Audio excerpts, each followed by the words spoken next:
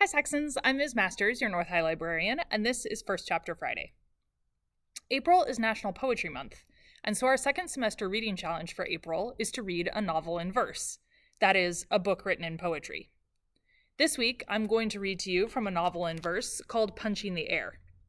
The author is Ibi Zoboi, who also wrote American Street, but on this book she collaborated with Yusef Salaam of the Exonerated Five. You might have previously heard of this group of 5 Black and Latino teens referred to as the Central Park Five. They were charged in 1989 of raping and assaulting a white woman as she jogged through New York's Central Park one evening. The boys, aged 14 to 16 years old, were coerced into making false confessions and finally convicted, serving between 6 and 13 years in juvenile detention facilities. During their incarceration, former President Donald Trump took out a full-page ad in the New York Times calling for the boys to receive the death penalty. But in 2002, DNA evidence revealed that a man entirely unrelated to the 5 boys was actually guilty of both the rape and the assault. The Central Park Five's convictions were vacated, and all charges against the boys were dropped. It was really too little too late, though, and the now exonerated 5 sued the city of New York for discrimination and emotional distress. The city settled with the men for $41 million in 2014. That's a ton of money, but is it enough to make up for losing 6 to 13 years of your life when you're only 15 years old to begin with? Yusef Salaam is now a member of the Innocence Project, a nonprofit organization which uses DNA technology to exonerate people who have been wrongfully imprisoned.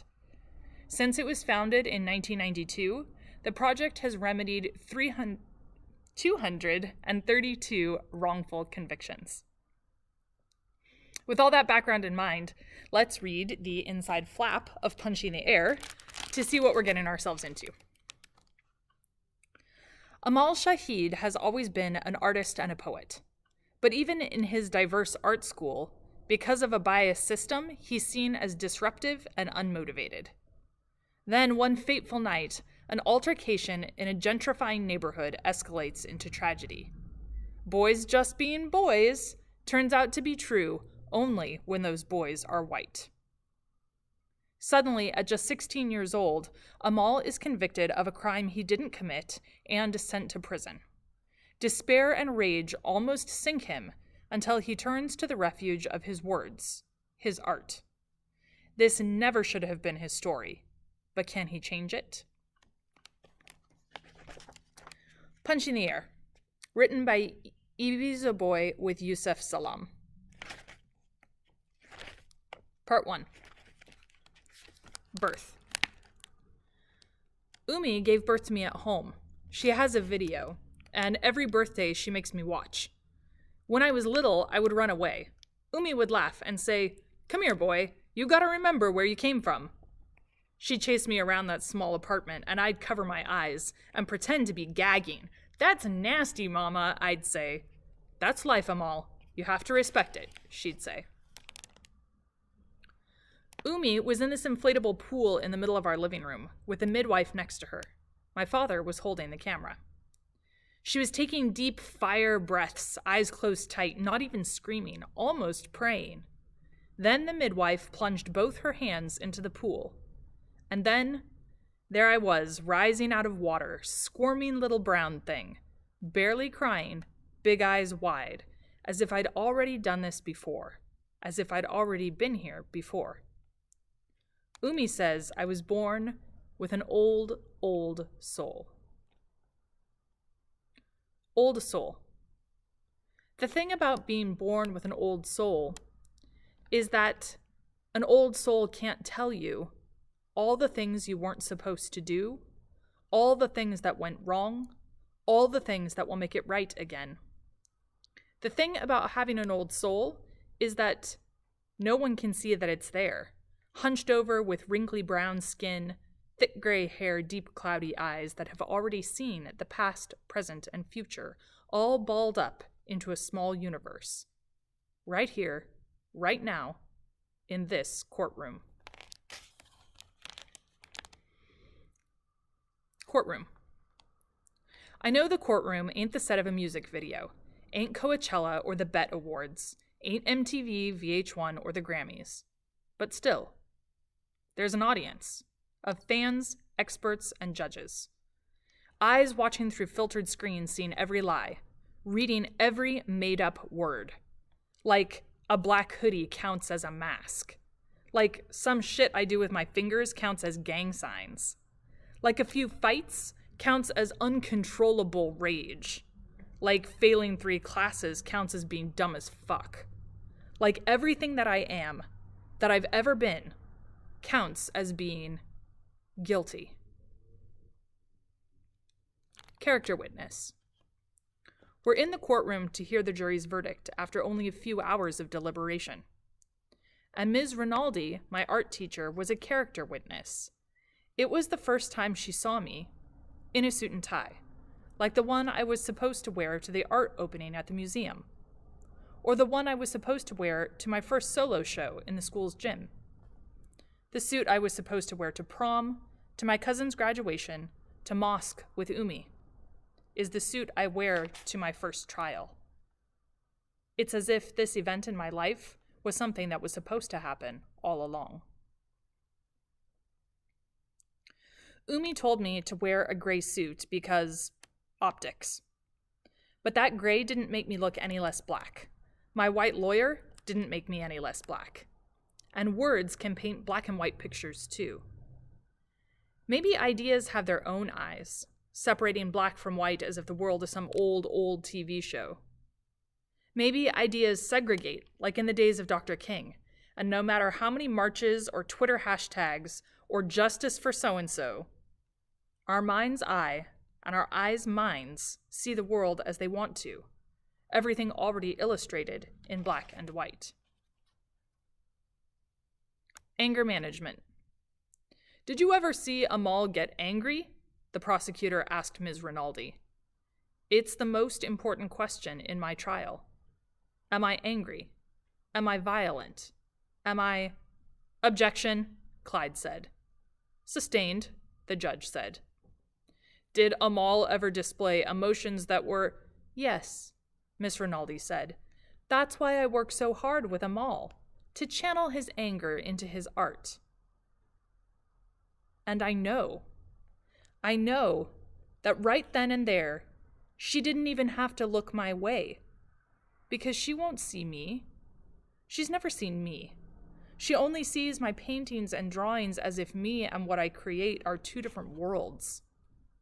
There's a stone in my throat and a brick on my chest. White space.